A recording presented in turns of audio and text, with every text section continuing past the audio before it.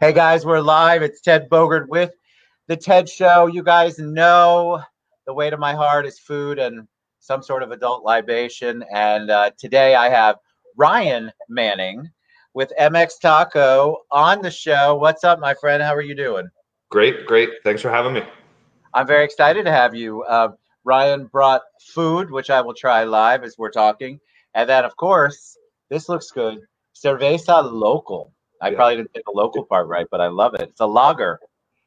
So I'm definitely. going to open that and imbibe a little bit as we're talking. So tell them a little bit about you. Obviously, people are not here. They know all about me. They want to know about you and they want to know about food. So Definitely. give them a little background on you.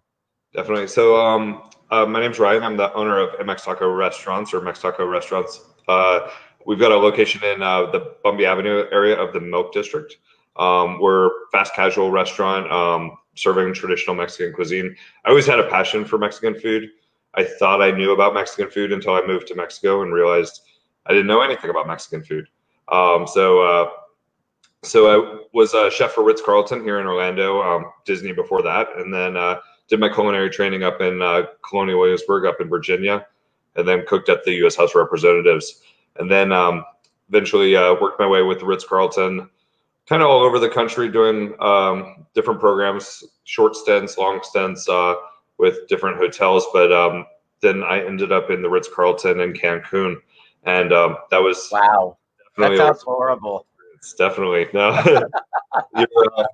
You're, it's interesting to take a 50% pay cut and then watch the economic situation of a country evolve to realize that wow, I took a 75% pay cut because of the difference between the peso and the dollar while I was living there.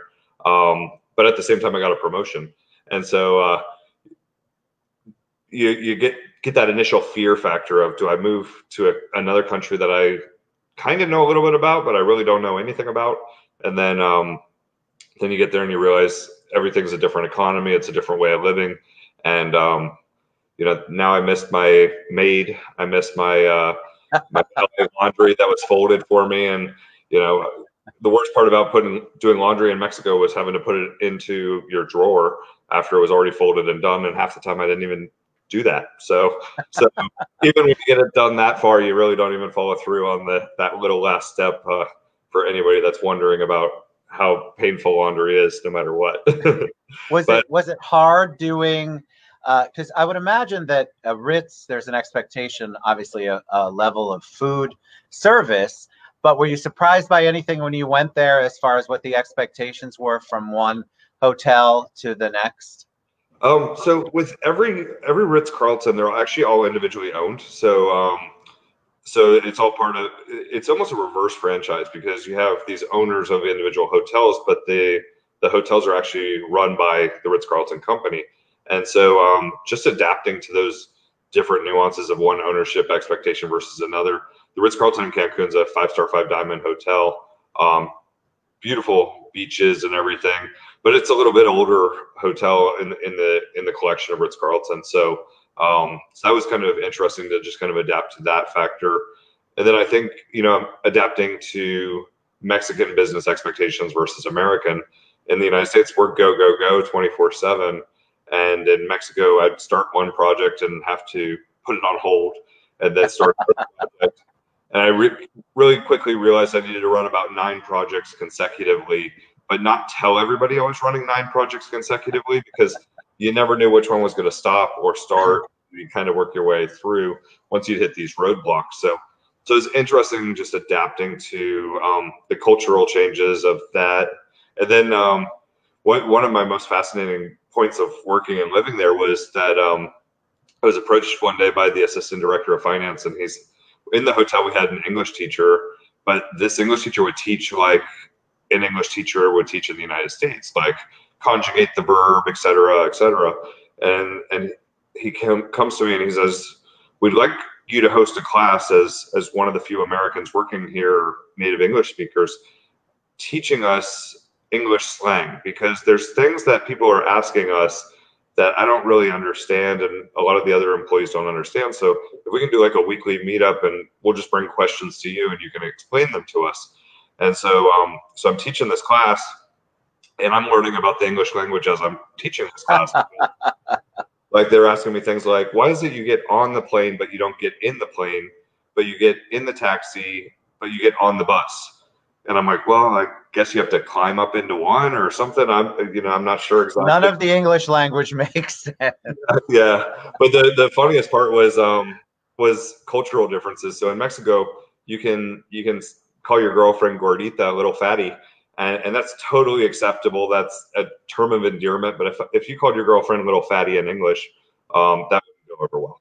So just kind of and I explained that to them.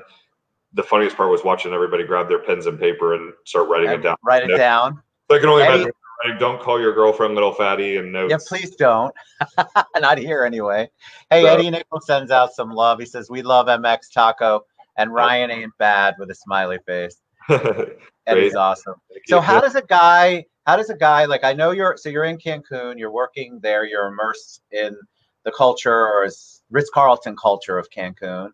And, but you're an Irish named guy, at least I think Ryan at least is Irish. So how does somebody with that background and your training decide to open a restaurant that's focused on Mexican food? Mainly because as I looked at Mexican cuisine in the United States, as I mentioned, I thought I knew what it was before moving there. I mean, I always knew, to be honest, I always hated Mexican food growing up. But what I realized is I didn't enjoy Tex-Mex. And so whenever my family would want to go to some of these places that probably don't even exist anymore, like Chi-Chi's or Don Pablo's and things like that, I was not a fan. I'm like, can we just go to Red Robin or something else? And so once I experienced like real Mexican food through a lot of friends that lived here in Orlando, like first time I had carnitas or any of those, traditional carne asada kind of dishes, it kind of was mind blowing in a way. So then when I moved to Mexico and I realized, wow, like we don't really have good tortillas here in the United States. Whereas in Mexico, you can go to a 7-Eleven and buy them out of a cooler where they're hot right by the cash register. And they taste 10,000 times better amazing than you'll find here in the United States. So those were like little things that just started adding up. And so my mission when I started working on the restaurant concept was, how do I bring these authentic traditional flavors to Orlando through our menu? So one day I'm getting ready for work and this map idea hits me in the face, and I realized, our menu, we've got a lot of tacos that people are super passionate about. I think it falls, I wouldn't say evenly down the menu on which ones are the most popular, but definitely I initially had planned to rotate some in and out, but now it's kind of hard to do that. But what do I have here I can eat as your definitely. So this looks delicious. One of my specials is that first one. So that's a gringa. So a gringa is a flour tortilla with the tacos al pastor meat that we have on the vertical rotisserie. So we shave that off, and then it goes inside with the Oaxaca cheese, which is like a Mexican mozzarella cheese. So it's a good flavor profile. You got what's called salsa verde crudo, and it's like a raw salsa verde. So we don't actually cook the tomatillos or the onion or the garlic. So it's a really fresh salsa on the side. There is serrano, so a little bit of heat to that. So we're doing that actually as a special today in the restaurant. So that is phenomenal. Thank you. Yeah, and it's what's it called again? I'm sorry, Ryan. What's it called? So it's called a gringa. So a gringa is, like an American girl. And I was asking a friend, why do you guys call it a gringa? And he said, well, this dish is sexy, and so are American girls. So that's what one of my Mexican friends said. Obviously, a joke. This is delicious. Kind of fun. So you also, and the guacamole is phenomenal. Thank you. You make everything in house, obviously, yeah. Yes, we do. Yeah, and we're just a small little kitchen, overall. So it's but it's definitely a fun environment. My sous chef came with me from Ritz-Carlton in Mexico. And so he brings a lot of his own passion. He's from right outside of Mexico City. So him and I have been working on this project for about 4 years now. We opened January of last year, kind of soft opening, and then grand opened in March. And but it was little projects along the way. We were cooking at the Mexican Embassy in Washington, D.C. So we did actually 2 years ago we did their Cinco de Mayo party, which is actually an event called Passport to DC. So it just overlaps Cinco de Mayo with, if you can imagine, Epcot, but Epcot is every single embassy in Washington, DC opens their house and either sells or gives away food, alcohol, country. There's buses that take you around. It's actually the coolest time to ever visit Washington, DC. I've never heard of that. It's like an Epcot in DC. Yeah, and you're actually setting foot on foreign soil every time you enter one of these embassies. So they do a European weekend, and then they do a Embassies of the World weekend. So Mexico's included in the Embassies of the World. So we actually got to host the event at their original embassy, which was actually the home of the man that built the White House, so the architect of the White House. So it's really fascinating. Cool. They took the architecture of the White House of his designs, kept it, but then they incorporated murals from famous painters in Mexico that they brought in to paint these murals up and down the corridors. And now it's a museum since they've moved the embassy to a larger property closer to the White House itself. I want to throw out Peter Von Taborski. What's up, Peter? Says his food is great and he's a good dude too. Tell him I said hi. Got a lot of love on there. All right, while you continue to talk, I have a second. It looks like a taco of some kind. Shrimp, perhaps? So that tacos are shrimp tican chic. So tican chic is actually a Mayan word. So in the Yucatan region of Mexico, which encompasses from the state of Yucatan over to Quintana Roo. Quintana Roo is the state where Cancun is found, in Playa del Carmen. Then you have Campeche, and kind of works your way all the way down that peninsula. If you get your map of Michigan, I believe, in one direction, and then your map of Mexico is kind of like this. So Cancun's your tip over here. So this whole region of Mexico all speaks Mayan, which is fascinating that you have all these traditional languages still spoken. So tican chic literally means dry fish. It's originally a fish dish, traditionally snapper. It's cooked inside the banana leaves with achiote and everything. So it's evolved though. Now in these hotels, you can find it octopus tican chic, the shrimp one that you're trying that we have in the restaurant. And you do all kinds of different. Sometimes you'll even see like them use that same marination on chicken as well. So we have. It's delicious. You know what's funny is I wasn't expecting. You're never sure because I hadn't tried it before. That's why I like to try it live. I'm not normally a fan of corn tortillas, so I wasn't going to tell you that. I was just going to try. These are delicious. Thank you. Thank you. I mean, I'm obviously not quite at the Taco Bell level. That's college. Although I could eat it sometimes, I'm sure. I'm not dissing it. But I definitely have tried different tacos. And I just find that corn they weren't my favorite flavor, but this is delicious. Yeah. So we work with a tortilleria out of Atlanta that's actually fresh. It's cooked corn that they puree down to make the tortilla. So that's where you get that kind of intense smell when you walk into our restaurant, kind of like Annie's pretzels, where the smell just wafts at you. So we do get a lot of people that come in and they say, I'm not a corn tortilla fan. Can I get flour? And I try and push them to at least get one, because when you taste ours, that's what a tortilla tastes like in Mexico. Not there's a famous chef in Mexico that described the use of seca or any of those instant corn flour tortilla bases as instant mashed potatoes. So you can add bacon, cheddar cheese. It's still instant mashed potatoes, and it's the same way with the tortilla. But if it's made from real corn, like the ones that you find at 7-Eleven in the cooler in Mexico, then you just get that flavor difference to it all. So I had some people. It's phenomenal, by the way. I had some people ask me about the menu.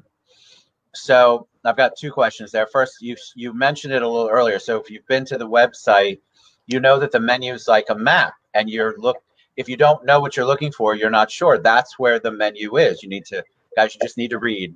Yeah. I had to do it too, so I was going to ask him the same question. What do you think? What do you think people miss out on that are so used to the Americanized or the Tex-Mex version of tacos and Mexican food? What are some of the flavors or some of the things that are normally part of that cuisine that we're missing out if we don't go to an authentic place like your place? So I think a lot of it, if you're talking to a restaurant designer, they'd probably tell you my menu was not the way you should design a menu, because it is a little difficult to read. But I wanted it to basically give you a little bit of an educational experience. And I know a lot of people aren't looking for that when they're going out to eat, but at the same time, a lot of people are. So in Mexico, there's 32 states plus Mexico City. And so a lot of people don't know the full name of Mexico is Estados Unidos Mexicanos. The United States of Mexico is the full name. So each state brings its own different culture variation. There's actually 69 recognized native languages in Mexico, and then Spanish being the 70th language. So when you look at legal paperwork in Mexico, the government requires by law that if anybody requests a contract for their mortgage for their house in their native language, like Mayan, it has to be translated into that language. So, very cool. So they've definitely kept a lot of those things alive. So you see that as you look through the different states, that there's this influence from one state to the other. And then you have states like Jalisco, where Guadalajara is, and you do have some native culture to certain areas. But Guadalajara, for example, was an area that didn't really exist before the Spanish colonized it. So you have very Spanish influences there, or Veracruz is the largest port in Mexico, and most of their product comes through Spain. So you see olives in their dishes, you see serrano ham in the dishes, things that are very Spanish, the wines that are from Spain, because it's all coming off of the port there, and then it's all just going right into the restaurants. So that's something I wanted to convey with the menu as we developed it, was how there's different regions for things. In the United States, for example, you can find a great steak in Florida, in Kansas, in Washington, D.C., in Washington State. In Mexico, honestly, there's certain states like in the Yucatan region where Cancun is, the beef is not good at all. So you don't really want a steak like on the grill. It has a weird flavor to it, kind of like an irony flavor. So that's where you braise it down. But they're known for chicken and turkey and pork in that region. Whereas if you get up in that northwestern part of Mexico, kind of south of Arizona, south of Texas, that's where you start really getting into like, now I understand what carne asada is. So when I first opened, we were actually classifying the restaurant as a guisados restaurant, where everything's slow braised and slow cooked, which is really what you see Mexico City South. But people were coming in always asking for carne asada. And finally one day I said, you know what? I'm tired of not having it. They keep asking for it. I'm just gonna But carne asada is really a dish from the north. So that's why people see it in so many restaurants. They see carne asada, they see carnitas, which is from Michoacan, because of the immigration into the United States. If you go back to our Michigan/Mexico map, the people from this region would have to go all the way down and then come all the way up to get into the United States. So most of your immigration's from that northern section. So that's where we see that influence in our cuisine in the United States, which makes it more Tex-Mex. But I think the biggest thing to Mexican food is just the freshness. There's only a couple ingredients that really go into making a quality product. And a lot of that has to do with who's cooking in Mexico. So your wealthy families have almost live-in maids. Usually most families the maid goes home to their family on Sunday, and the rest of the week they're at the house. So so the maid obviously is from a poorer class, and then the people that can't afford maids are from the poorer class. And so when you look at the pans that they're working with, they're the cheap ones from Walmart. So you don't caramelize an onion like you would in French cuisine. You burn it, you char it, you get that. That's really part of what goes into that flavor profile of what's become Mexican food. Our tortilla, we sear it in a way that's done kind of in the more small villages versus in the higher end restaurants, because they cook a lot on clay with open flames, so it's hard to control the heat of that flat top. So we actually do a char to it to kind of get that like char on the corn for the flavor profile. And so it's things like that that are small, but they really make a huge difference. And then same thing with spices. In Tex-Mex cuisine, everybody has that taco seasoning that's like got 20 different spices in it. Well, in Mexico, you don't see 20 different spices. You see certain chilies, you see things that we look at as holiday spices, cloves, allspice, juniper. Those things actually go into a lot of the spice mixes, cinnamon. But you don't see, cumin is not excessively used. There's actually a video of Guy Fieri visiting his restaurant in Mexico, and the chef that he had, she was kind of making fun of him on the video, but it went because she said, I know you like to use cumin. And with a very like, that's not Mexican at all kind of. And, so you really don't see a lot of cumin in the cuisine. It's really just about letting the ingredients speak. So I have to ask, because somebody did ask, and I thought it was a funny yet very telling question. Is chimichanga a real thing? Like, is that really Mexican, or is that made up by Taco Bell and the powers that be? So chimichangas are actually originated in Texas. So it has nothing to do with Mexican cuisine. And actually, the burrito is not Mexican either. So you will not find a burrito in Mexico. Maybe on the border states you might, but really, as you get in, if you go down to Mexico City, if you go to Guadalajara, if you go to Monterrey, if you go to Cancun, Cancun, there's one burrito place, but it's actually owned by Americans. But it's funny. Right next to my house, there's what's called basically a cafeteria, and it's not like a school cafeteria, but it's just a little shop. And this two older women were in there, and the whole story of those concepts is they really don't have a menu. It's kind of what they're making. And once they got to know me and my neighbor, he's from California and also worked at the hotel, he asked one day for a breakfast burrito. And so he gets this breakfast burrito that was probably about this thick. So it looked more like a flauta. And he was like, you know what? I guess I can't ask for a burrito anymore. Because I think people just don't know. You know that gordito that they have at certain restaurants? Yeah, that's also made up. All right. So I would be remiss if I didn't mention this again. Tell me, I have a cerveza local. It's a lager. And tell me, where do you get this? How do you do this? It's delicious, by the way. I have had more than one sip, which is usually the tell-all for me, and any new kind of beer. So the beer Cerveza Local, it's actually our private label. We're working with Sideboard Brewing is actually the ones making it for us. So you've got I love Dana and those guys. You got the skyline, or if I can navigate my hand, skyline of Orlando. So you got downtown, Lake Eola. Very cool. And the best part, the I-4 eyesore right there. This is our private label for Mex Taco and for Tenon Taco. Right here, it actually says Hecho in Orlando, made in Orlando. So nice. It's been an awesome little collaboration. It's delicious, actually. Thank you. I love the beer there. All right, so how do people find you? How do people order food? How do they get a hold of you? Tell them the best way. Definitely. So we're doing the 25% seating, but only outside on our patio at this point because the location is pretty small.